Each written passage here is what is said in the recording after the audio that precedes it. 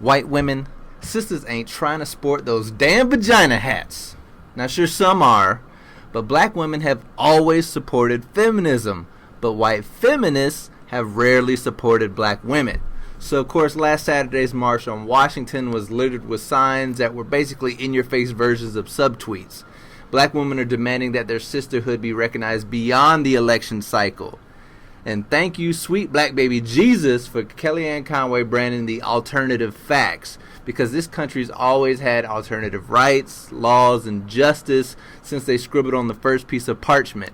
Now it's time for white people to start asking the big house to get its facts straight.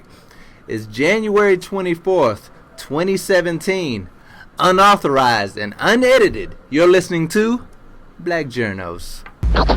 The fuck is that? Who's Black Matter? Black Lives Matter! It's the media. I knew something was wrong when a little pretty white girl ran into a black man's arms. This was a white lash. He lied. Sure, he embellished. No. It ain't us, it's the media. It's the media. It's the media. I would be really offended if there was a school that was known as an historically white college. Black Lives Matter! You going to jail? Ain't nobody got time for that. Obviously, there's a smell of marijuana in the air. Dead giveaway. Hide your kids, hide your wife. The fuck? I can't see Paula. Let's get the fuck out this country, motherfucker. You're listening to Black Journos. Welcome again to Black Journos. I'm E.F. Stokely, the most interesting man in Southwest Atlanta, joined by my co-host, the notorious D.O.T. What's up with the accent? I don't know. I just, You feeling British feeling today? funky. We're coming in to you from the bowels of a corporate news network. A little Where's Waldo action going on. We can't tell you who we are. We can't tell you where we are, because we're giving it to you straight, no chaser, and we need our jobs. Today we're going to touch on a few things like the Women's March and the black women who were at the Women's March. We're going to talk about the alternative facts of the Trump administration. We're going to talk about the Oscars not being quite as white as they used to be. And we're going to give you a little tea, some headlines that you absolutely positively need to know. We're going to give it to you all here on Black Journos. But most importantly, we need to let you know how to follow us. Follow us on Twitter at Black_Journos and on Facebook at Black Journos. Listen to us on SoundCloud. And Dot is thinking about starting up an Instagram page. Does that sound about right? Yeah, maybe. She's toying with the idea. But most importantly, share it with a friend, since we are running a covert operation. Hush, hush. We are relying on you to get the word out. What's up, Dot? Not much. How are you? I'm excelente. How was your week? It was pretty. It was busy. A lot of little things going on around the house. Mm-hmm. Hopefully, I can. The majority of that stuff is, it's tough when you're trying to, if you have children, you got to commit to them. Then you have a job. Right. We have somewhat stressful job. And then, we're doing this. Right. You're married. And I'm married. That's definitely another set of responsibilities. That's it. Right. My boys are grown. Well, you have a very active social life. Every time I do. I see you on Facebook, you're always at like a game or like a black women's bonding event. I'm sure those take a toll on you.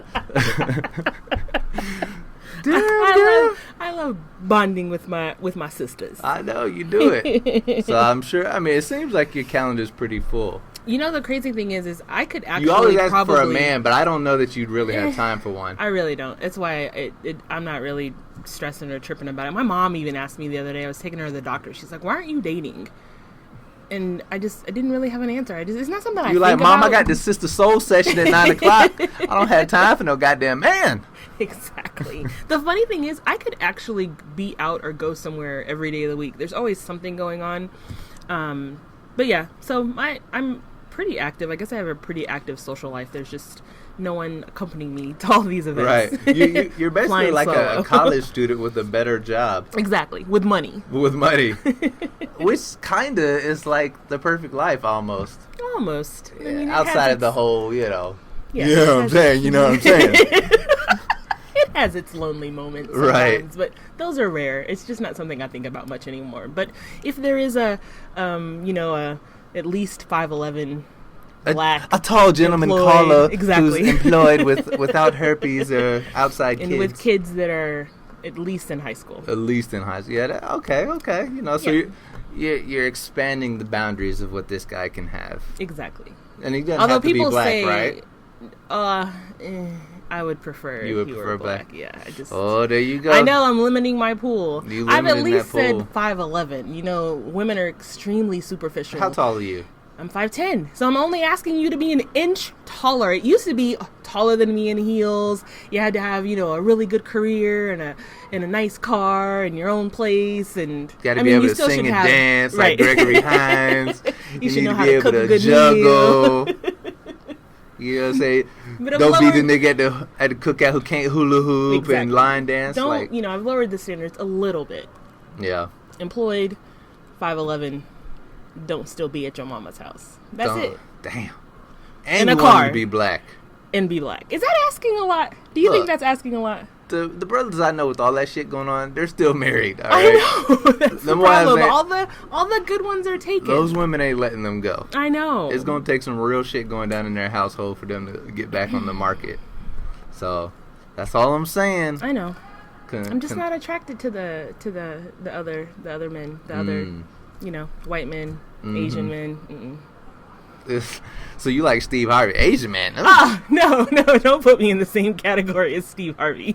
Well, speaking I'm of just black, not attracted to them. Speaking of black men, before I left the house, my son, McDonald's has this thing with Happy Meals where they now have an app. Oh, McDonald's got it all planned out. They got They have an app? They got kids hooked from an early age. Oh my So gosh. now with the toy that they give you in the Happy Meal, you hold it up to your phone, you scan it, and in the app it comes up with a whole new set of games. So all these toys that we've kept, he's like going around the house and holding them up to my phone.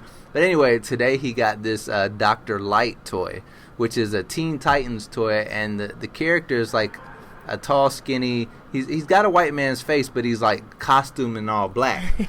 And so at school, my son likes to play with his friends, cops and robbers, because he's got some white friends that they love cops and robbers. and he's like, shoot the black guy. And me and my wife just looked at each other like, oh no, God, no. I'm not ready for this conversation at all. So we were just like, bad guy, right. Shoot the bad guy, not the black guy. But yeah, so that's a little crazy that they have apps attached to these toys.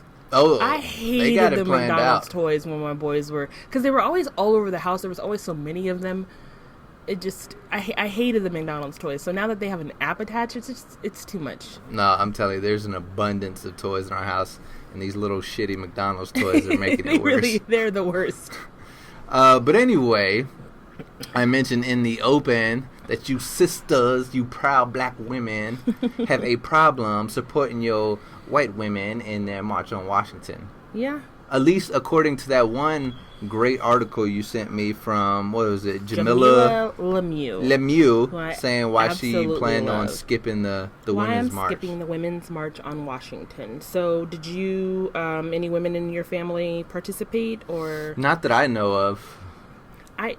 My timeline was nothing but the Women's March on Saturday. That's the only thing, basically, that was in. There was hardly any mention. I guess that's. I do have some black colleagues who wanted to go. Mm-hmm. I don't know if they continue, if they, follow through on those plans, but yeah, I know it was like a lot of people weren't supposed to go because of,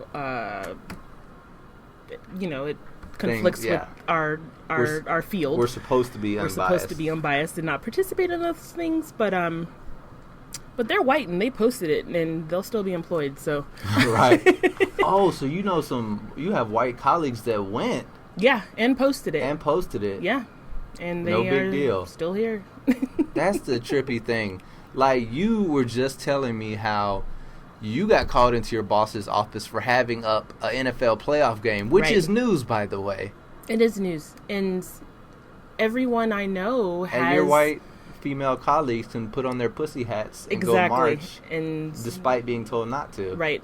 And I'm sure none of them got talked to or pulled aside. I had the game up just like everyone else on our team did. I don't think everyone else was pulled aside. and got a talking to about having the football game up. So I'll make sure I don't have any sports. It's funny, I would always put ESPN up too, just because it's, it's sports news. And a lot of times the news we cover, sometimes sports news becomes a main story, but not anymore.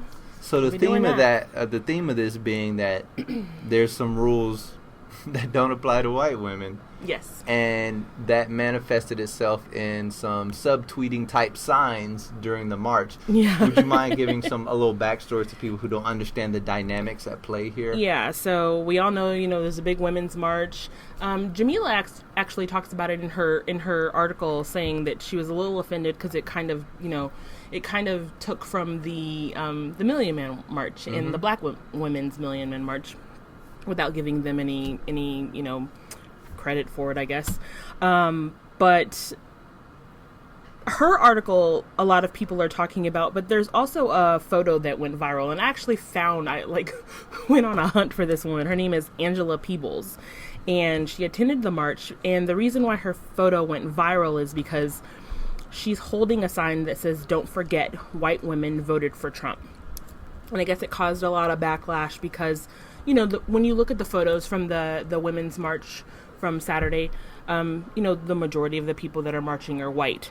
And Jamila and there's a blogger, Lovey, this lady, Angela Peoples, they're essentially calling them out and saying, oh, that's all great, but you guys have to realize we're marching against this man, but you're responsible for the reason why he's in office. Right. And there's been a lot of pushback saying, but we're not the ones who voted for them.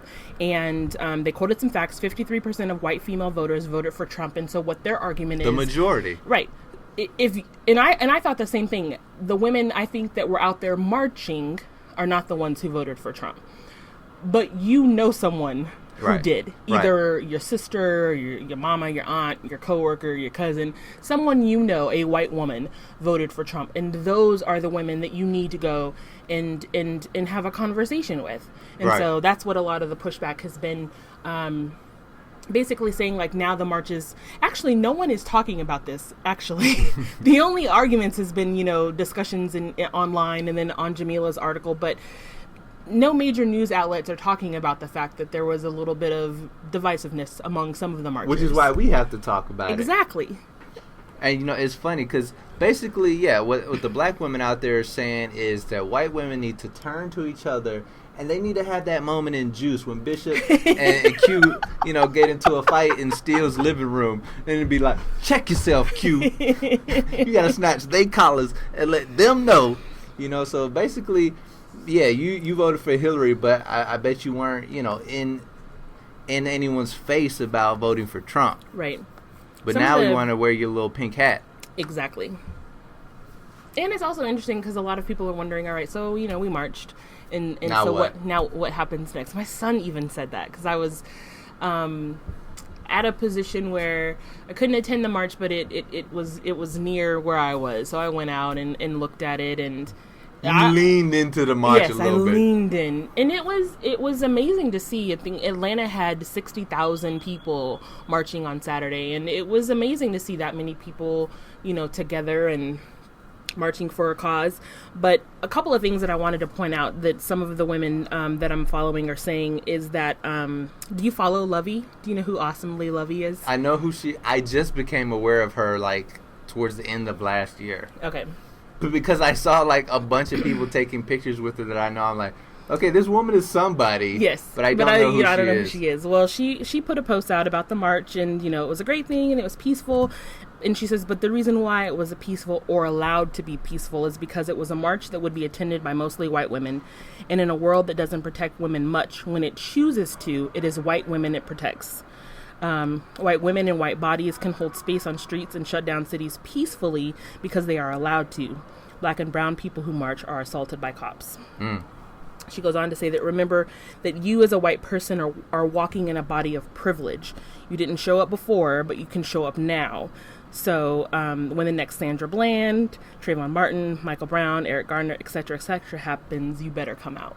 And essentially that's what all of these women collectively have been saying, is that it's great, you guys show up because this is something that's going to benefit you, but what about when, you know, you've got these women at the Dakota pipeline, or you've got Black Lives Matter marches, or any number of other instances. There was a lot of backlash to some of the women in Indian garb, and to some of the trans women.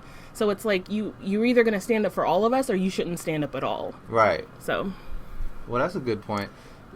Well, I mean, I guess I'm wondering what will be the next step. Who was it? I believe it was Michael Eric Dyson or somebody was saying that what the women's movement should turn into is what the Tea Party did, basically just shutting down and obstructing everything that the Trump administration tries to do, just popping up everywhere, holding signs, causing a fuss, dogging the hell out of local politicians until basically the women's movement supporters, you know, kind of drive out whatever Tea Party and Trump type politicians exist in Washington.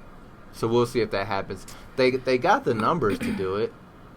Oh yeah, I think it was 2.9 million women worldwide, I believe. Right. Well, is that true? It'd be hard, because it wasn't just here in the U.S. Right. It would probably be more than that worldwide. Well, then maybe what I read was 2.9 in the U.S. Yeah. But there were marches held. Here's the thing: there were marches held on every single continent, including Antarctica. What? Yes. I don't know if you saw the photo, but there was a group of women that are on Antarctica right now, and they participated in the march. So this man has people that are against them. I'll show you. Google it. You'll find it. There are people marching against this man on every single continent, which I thought was hilarious. But with that said, if there's this many people protesting, there really should be some type of political support that comes out of this. Yeah. I mean, and I can't imagine that this many white women will just let some shit like this go, you know? I mean, there's like rich, famous white women. Yeah, there were lots of celebrities out there. So, Ashley Judd gave a really good sort of like rap, but it was actually you should see your face. I like how you said rap. I know. I did the quotes. I did quotes, you know, right. Rap in quotes. But her speech was really good, and I just absolutely love Elizabeth Warren. She's just a straight G in my book. So yeah, it'll be interesting to see. I did like one thing that Jamila said, and it's, I don't know that I serve my own mental health needs by putting my body on the line to feign solidarity with women who, by and large, didn't have my back prior to November. I think that, to me, that line puts it all in perspective. And at least for women of color. Now, and it's not to say that, you know, to always make it a race issue, but I think they need to be called out for not supporting. We're expected to just jump on the bandwagon and support them in this march, and it's great. A lot of black women that I know went out, supported the march, marched with their daughters. But at the same time, like they're saying, when the next Sandra Bland happens, you need to stand with us as well. Now, do you think they will? No. Because oh, that was no, quick. I don't. And really, that's the thing that strikes me, because it would help everyone's cause if there was that unity. Absolutely. I mean, but like you said, your cooperation is taken for granted. Right. But it's like the things that they want and they need are somehow more important than the things that we're fighting for. So we're essentially fighting for the same things. What I would like to see is those leaders like Awesome Lovey and, you know, Jamila to say, okay, this is the next Sandra Bland. White women, you are expected to be at this march, and if they aren't, then go at them directly and say, we will not be showing up for the next Pussy Hat March. Right. Call them out. Call them out, because you called them out before, and you kind of have to give a deadline. You have to hold them to it, and you got to say, we need you right now. If you do not show up, because that's what you do with your politicians, be like, we're giving you money for this, so we need you to vote for this. So with the women's marches, you say, all right, we came out for yours, you need to come out for us, or we will not come out to the next one. Right. And hopefully it gets to a point where we don't even have to address things like this, and it's just a women's issue, and we all just stand up for each other. Right. But that's wishful thinking. Right. I think it's a utopia that doesn't yet exist. So, well, speaking of utopia, speaking of peace, let's get a little inside baseball going on. Alrighty. You know, as a journalist, there's something that I noticed a lot of other news networks doing, and they kept saying peaceful transition of power over and over and over on Inauguration Day. This was across networks. This was throughout the day. This was leading up to the day. I'm like, did a memo go out that I fucking missed? What is this peaceful transition of power? Like, I watched Barack Obama's inaugurations very closely, and I do not remember hearing that? I don't remember hearing this much at all, really. I know that you posted about it, saying that like, if you're playing the peaceful transition of power drinking game, you're drunk. Right. You're wasted by now. Early, you would have been knocked the fuck out by 10:30. And I'm just like, you know, networks were putting it on their banners, peaceful transition of power. I'm like, what is this? Is it because that Trump has kind of like stirred up this kind of grassroots anarchist, you know, thread? Is it because it's like this black man leaving, and you know, there's this underscore of racism? Has something to do with it, but is it also because? But why at the are we same saying time, it over and over? Is it because and of the over? same? Because, as you know, I did not watch. I kept to my word. You kept to your word. You went out and watched Hidden Figures. It was so hard, though. Actually, no. I was actually sick that day, which I don't think is a coincidence. You think that was God, huh? Exactly. So I didn't make it to see Hidden Figures or Fences like I wanted to. But I'm wondering if maybe the reason why they kept saying that was because at the same time that the inauguration was going on, there were all these protests going on in D.C.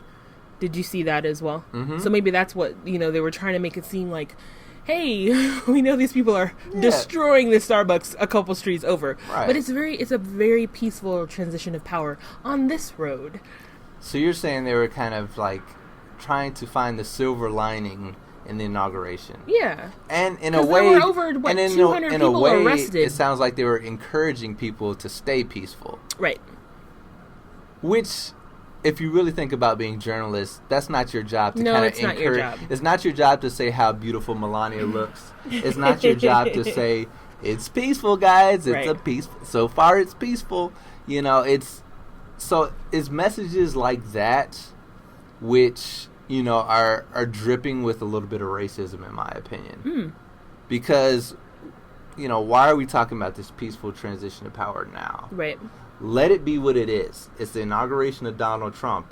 There are protests, and there are people that are here to support. Let's cover that. But pounding in our heads that there's a peaceful transition of power, it almost makes me think is actually kind of inaccurate. Mm-hmm. It almost makes me wonder, like, did they expect Obama to just be like, you know, like a thug or something when Trump walked up? Like he's just going to smack the taste out of Trump's mouth. Exactly. Like, nah, nigga, not today. Like I said, I didn't watch it, so I didn't hear all this, but as you're talking about it, it makes me wonder, why was there such a focus on that phrasing? Right.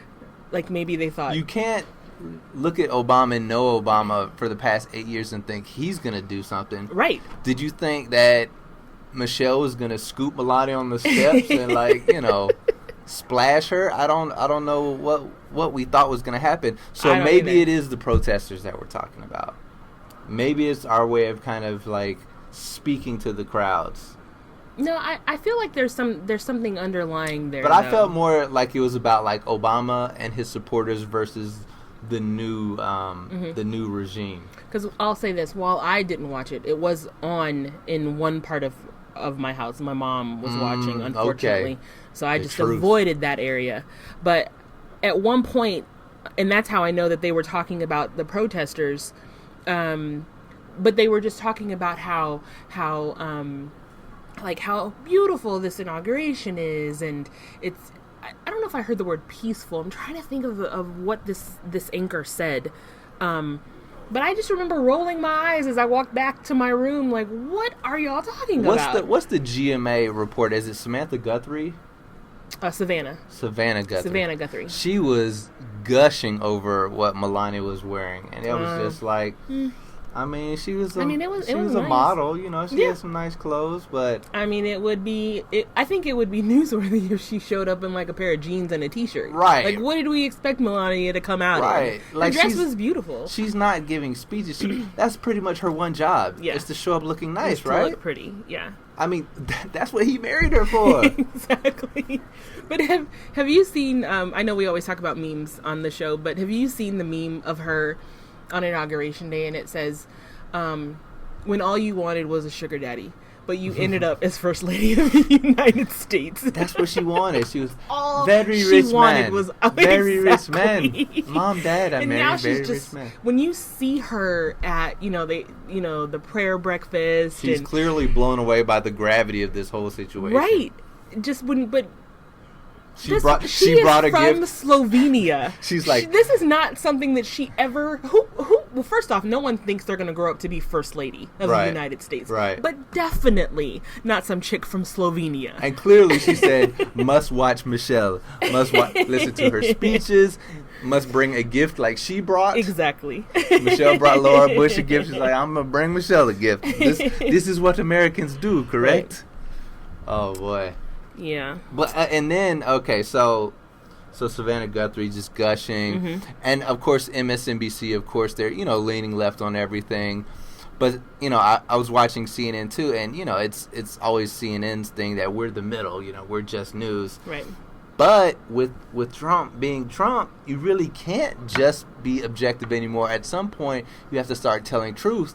And I know Jake Tapper is just taking it head on because he's been, he's been calling Trump out on his bullshit leading up to the election, and he's going hard now. Yeah. So I don't know what CNN's mandate is for the network. Like, is it going to be each show cover it as you see fit?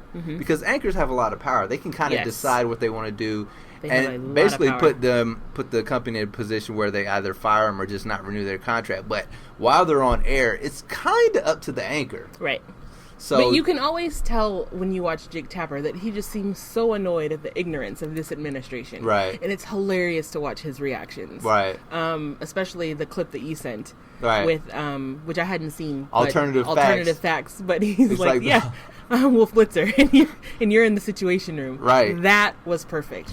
And I saw Brian Stelter today after Trump's press conference. Sean Spicer came out and was basically saying how Trump believes that millions of people voted illegally. And what did Stelter say? First he said, I'm going to try to choose my words carefully, but this is crazy. And then what did he compare it to? He basically was just kind of, it started off, he was being very respectful at first, right. And then he just kind of hit it with a zinger at the end. If I remember what he said, I'll tell you. But basically, CNN's losing his cool. I think a lot of ABC, I think as a whole, they're still kind of trying to toe the line of objectivity.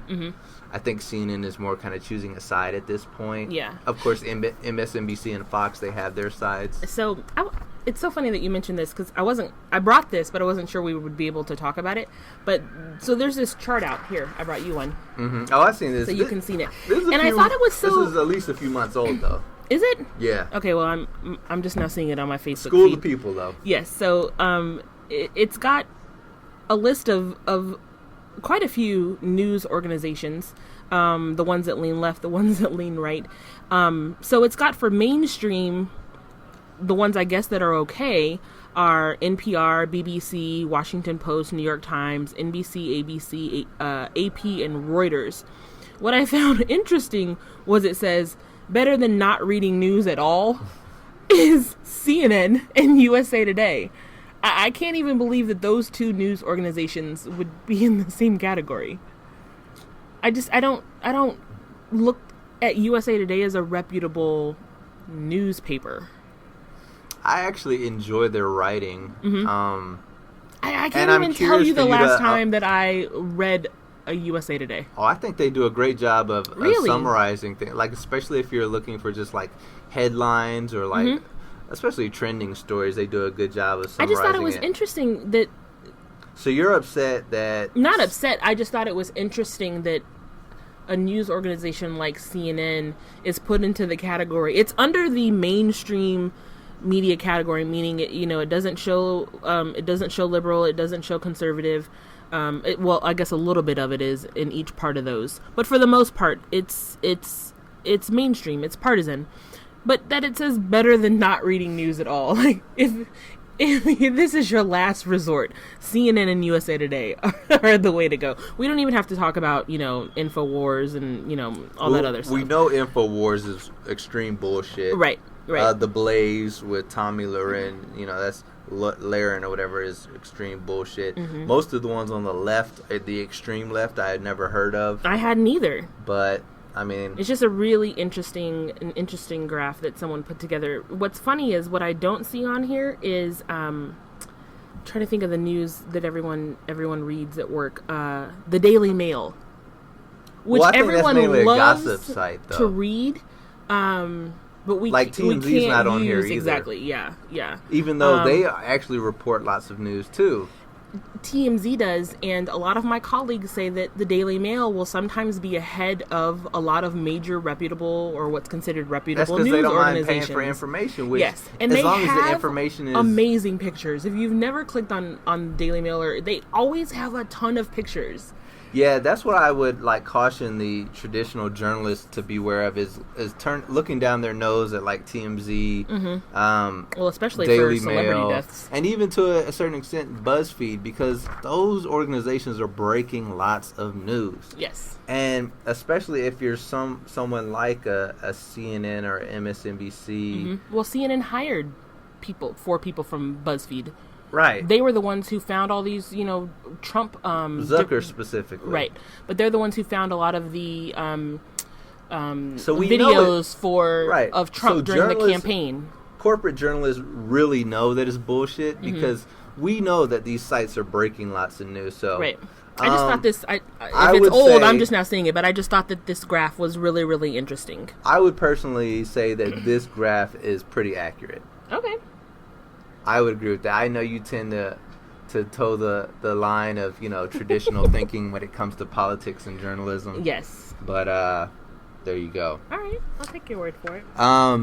Before we get into what's popping, before we get into any shade, let's get a few headlines. Why don't we? All right. Headlines. Well, today is January 24th. 24th. If you had to guess.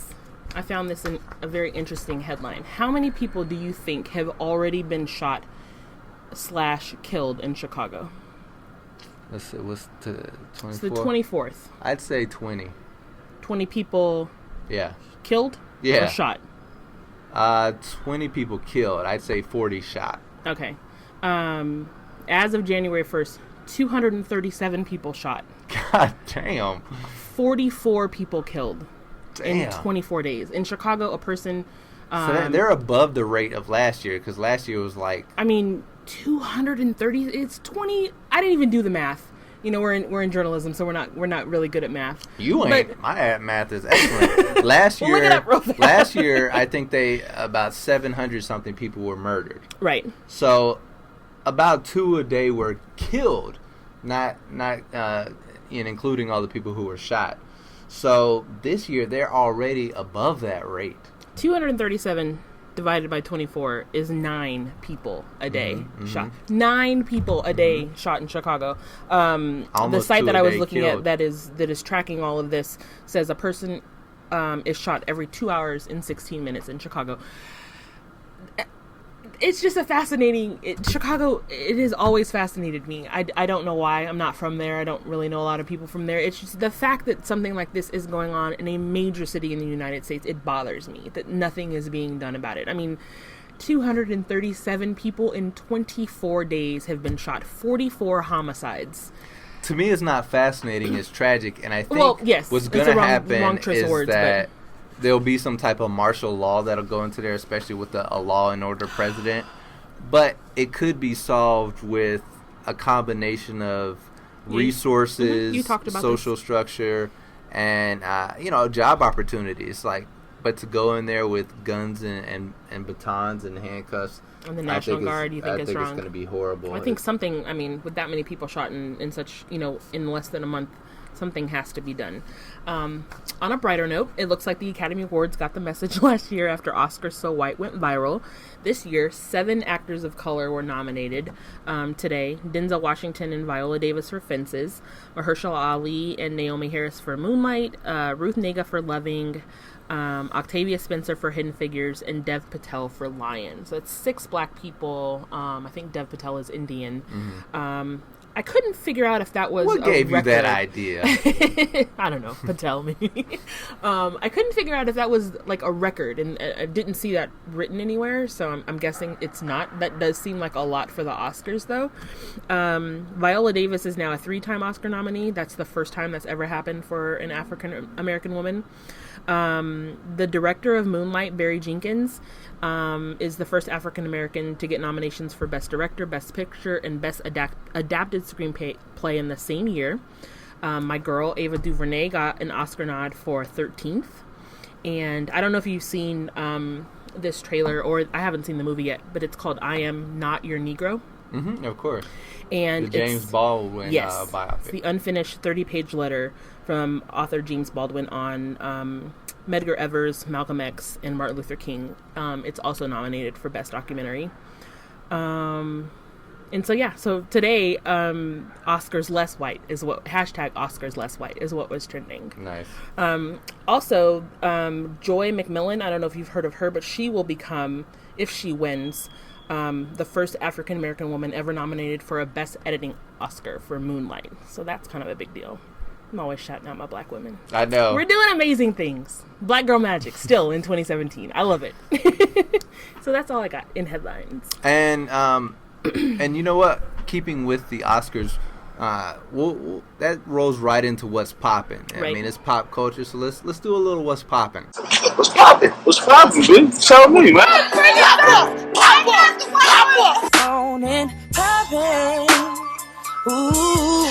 La La Land. I'm trying to figure out, am I going to have to watch this movie? Because I feel it's like landed a record-tying 14 nominations. Yep, tied with Titanic and All About Eve.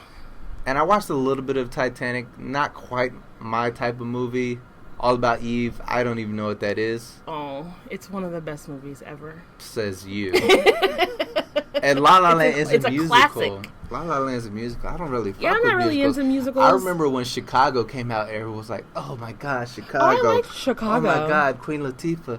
And I watched it, I was just like, I don't fuck with musicals. I really don't. I mean, but La La Land, I mean, are we surprised that it got this many nominations for Golden Globes, for Oscars? I mean, it's a musical about actors in Hollywood, so it kind of makes sense that that's what would get a lot of nominations. So right. It'll be interesting to see. Are you saying that Hollywood's kind of playing with itself on this one? Exactly. A little.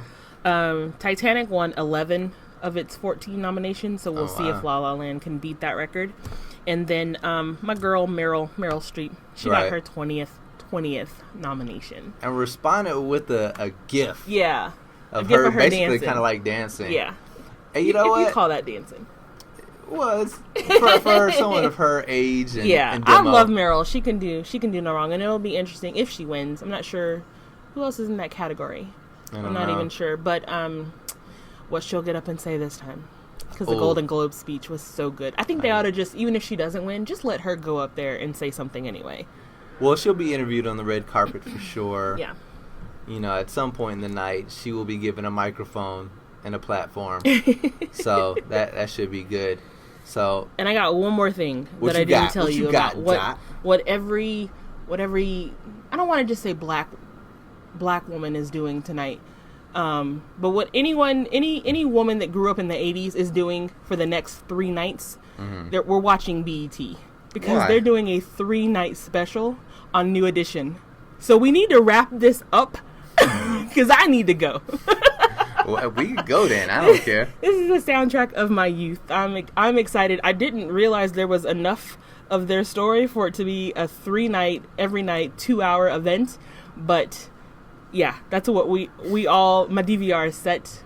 I need you to hurry up and get through all Tino Shade and the Blacklist so I can go home. Hold on. That's crazy that That's a lot of damn time to spend on New Edition. It is.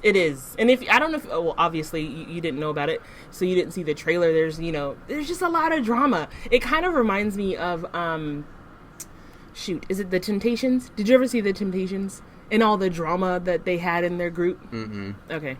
Well, I guess the Bobby Brown factor, the Bobby Brown part alone. Adding Johnny Gill's boring ass. But I feel like every group the various incarnations of like Belle Biv DeVoe and like exactly. Ralph Tresvant going solo. Right. I guess, are they going to cover all that? I would think so. All of that. It's covered from the time they're little kids in Boston all the way up to, when they do the big reunion and they're all 6 on stage together. Right. So I guess that can cover, I guess it would be hard to tell that story in 2 hours.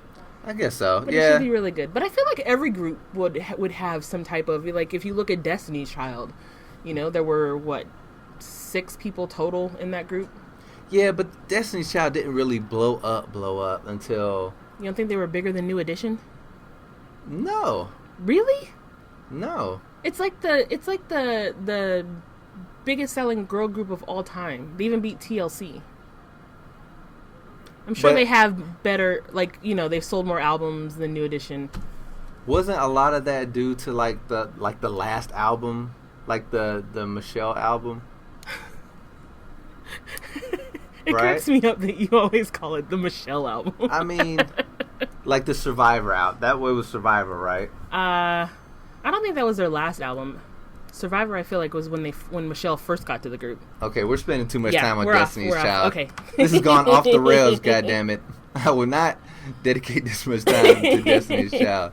It's against what I stand for. Before I'm done with anything, I'm going to make you a member of the Beehive. Shit. Shit, I won't put honey in my tea. I am not becoming a member of the Beehive. I like Rihanna a little more. All right. I appreciate what Beyonce brings to the table. Well, at least you say that much. But Rihanna's dirty and I like it. Does your wife know that? Yeah, she knows I'm foul. Okay. I mean, like, I'm a good foul. I have foul leanings. I'm not actually foul, but she knows my history. All right. But speaking of that, let's get into a little all tea, no shade. Sweetest shade I've ever known. Shade tree. Here we. Oh, the shade. We got Maxine Waters. Oh, she's a G. And I absolutely love her. So I probably noticed this, this article about the same time you did. Mm-hmm. The headline is, Congressman Maxine Waters will read you now. And I have to shout out R. Eric Thomas, who wrote this. Clearly a gay man. But it was a really good article.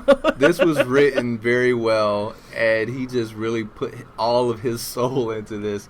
I mean, it's basically the essence of all tea, no shade, right? It really is. I mean, from the pictures, the video clips, the video, the headline, the fact that she held the thumbnail, the look on her face, yeah. The salty, what you over there talking about? Look on her face. She looked like, is your feet up on my plastic-covered couch? Exactly. Maxine Waters literally she gives 0 fucks. 0. And she's earned the right to give 0 fucks. Right. The fact that she held this press conference that lasted, I think, 22 or 27 seconds, and starts it off with, "Yes, can I help you? What do you want?" And when the reporter says, "How did it go today?" she says, "It went fine. That's it." And then she's like, "Can you tell us anything about the discussion?" No, it's classified. We can't tell you anything. All I can tell you is the FBI director has no credibility, and literally walked off. That was the best part. I absolutely love this woman. I absolutely love her. I would love for her to, I don't know, somehow challenge Trump, debate him, something. I want her to. Well, in that article, I think you've seen the whole article. Did you watch the clip with her and Cameron Hall? Okay. I did. Okay. It would be great because when John Lewis went at him, it was kind of a very highbrow, stance from John Lewis. Right. I mean, he was challenging him, and he was saying, I don't think you're a legitimate president, but at the same time, he's very respectable. Right. So I feel like any great attack is a multi-pronged attack. You had Martin, you had Malcolm. Right. And so I feel... we have John, right. We have Maxine. We have Maxine. So I can't wait for her to call him out, and we just need for Trump to fire back. Oh. So once he fires a shot at her directly, that gives all news networks the chance to go interview her and start a beef that Trump probably isn't quite ready for. Not at all. Because she'll be using like phrases that he has not really heard before in his life. And it will be amazing television. Like she'll be starting with questions. And I will be here for all of it. Like, were you addressing that to me, sir? It'll be like shit like that. Like, I know you didn't. There are very few things that I find respectable about Donald Trump. But you notice how he never went at Michelle Obama ever. He's scared. And she went and she said a lot of things about Donald Trump. And so I feel like while this man, we don't respect him, he's not as stupid as we think he is. I don't think he would ever come for a black woman. I just don't think he would. Well, we'll see, because he's got 4 years to make that happen. And I just don't see how, black women can avoid that shade. If you're going to do it, long. Trump, please pick Maxine Waters. I want to be here to witness that. If he does pick Michelle, Maxine, the backlash that he will get from the black community is something that I can't even really comprehend. I almost want it to happen. Right. Because in the 80s and 90s, you didn't talk bad about Claire Huxtable. Now, multiply that by 10. Exactly. Imagine if he comes for Michelle Obama, it's going to be a whole lot of collard greens thrown at his shirt. It would be amazing. But anyway. You got one more. I got one more? I got one more? Mm-hmm. Your girl. Oh, Stacey Dash. Oh, Your my girl. baby. My sweet, precious Excuse Stacey me? Dash. Oh, man. Y'all fall for the light-skinned girls I can't help it. Every time I look at her, I think about my childhood when I first realized that I loved women and I love booty. I'm like, who is this woman? I was like, this is amazing. Who is this? I had to back then we didn't have Google, so I just had to wait for the credits. I was like, wow, mommy, daddy, I like this girl. Yeah, she's very pretty until she opens her mouth. I know, but she's an actor and she was doing a job. But now that Barack Obama is out of a job, at least as president, now Fox News doesn't need her. Now we don't need a black face talking about how bad black people are. She joined Fox in 2014, but they have now declined to renew her contract. Dang, I wonder where she's gonna end up next. Did you see so I wrote down a couple of the tweets that I Black thought were Twitter funny. Went in on Stacey Dash, right, as they always do. The funny one was it's from, I can't even remember what Erykah Badu video it is, but it's this video of Erykah Badu slamming the door, and it's like, what will happen if Stacey Dash shows up at BET or And then that one dude who always has the head wrap on and has the little goatee. He's always in a fur. The black dude. Oh, Joanne the Scammer. Yes. He's always shimmying. That one's funny. I love the Stacey Dash spent 8 years trying to get Republicans elected, and then when they get in, they fire her on day 2. There's this one of this is live feed of Stacey Dash collecting her final paycheck, and it's this raccoon inching out of this log, snatching out this little morsel from someone's hand, and just slowly retreating back into the log. I'm just like, oh. The last one is Trump got in office, and Fox News was like, "Do we really need Stacey Dash?" Nah. Nah, we straight. And I feel bad because I know logically I should not feel bad for this woman. Ain't nobody feeling bad for Stacey Dash. I know it's my biases coming up, and you know what? What, y'all light skins? Y'all gotta just stick together? No, it's just me being a dude that likes women. It's just me being a dude that's attracted to a attractive woman. Does it matter that she's a sellout? I'm not wifing her. I have a wife. I have a wife and 2 children from that wife. I want you to remember that every time you think about Stacey Dash. I'm not trying to start over with Stacey Dash, but I do have a little tugging in my heart, so to say. For in your heart? Dash, in my heart. But anyway. I'm blickety blacker than black. I'm blacker than black. Yo, because I'm black and I'm back. You got anybody you want to put on your blacklist? No, I'm sure you do, though. Hold on. You don't have any maybe team that you want to add to your blacklist? Nope, I can think of no one. You damn Cowboys fan. The Atlanta Falcons need to be on your blacklist. I saw a headline from the Boston Globe, of course, that said, "Oh, this is going to be a boring, this is going to be a boring Super Bowl. Why should we care about the Falcons? Because we're about to beat your ass." We got the number 1 scoring offense in the league, and our defense is steadily improved throughout the year, as our 1- and 2-year players. Our roster is full of 1- and 2-year players. So, of course, there's a learning curve. I'm not going to lie. Your boy Julio is amazing. I tell you, there's nothing like leaning into your TV and letting a good Julio rip. No feeling like that. Nothing makes you feel like a black man than saying Julio in that way. Right. Because guaranteed my Hispanic brothers don't say Julio like that. But goddamn it. I'm going to cheer for your team. You should. But I'm only cheering for your team because I'm selfish. Because here's the thing. Had the Packers won. Oh, Lord. They would have, and then won the Super Bowl, they would have 5 rings. Did I explain this already? You did. Okay. All right. So, But the city is hungry. Someone posted, I didn't see this. I guess I wasn't looking at my TV at that point when I was watching the game at work. That the city of Atlanta has had 168 seasons combined, if you include all of the sports teams, and they only have 1 championship, the one with the Braves in the 80s.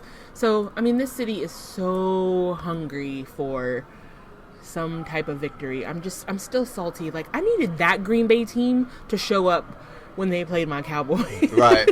But I'm not going to lie. I don't think that it will be a boring game. Watching the Falcons game, and then I went home, and then seeing the Patriots, I mean, I'm hoping it'll be a really good game. It will be. And you have to be happy in the fact that literally the entire country, except for Massachusetts, is cheering for Atlanta because we all hate Tom Brady. Right. One other person I want to put on the blacklist before we go, just Jamila Lemieux. Yes. I really enjoyed her writing and her point of view. And I just noticed that just in my personal life, I've had a lot more black women added to like my inner circle. Growing up, especially as a young man, well, in my household, it was a very macho household. You could say misogynistic. Okay. And then, so in my adolescence, early 20s, it was definitely like a predator-prey mentality, which you got to have if you're going to knock them down, Oh, my God. But, at this point, I just, as I've evolved, I really, I'm meeting so many intelligent women. And if you're a smart person, and if you're willing to say that, people should be judged on merit as far as race, and how can you look at a woman and say that all women are alike, Right. Like, definitely in general, women are more emotional, but you have to be good nurturing mothers. That's nature at work. Right.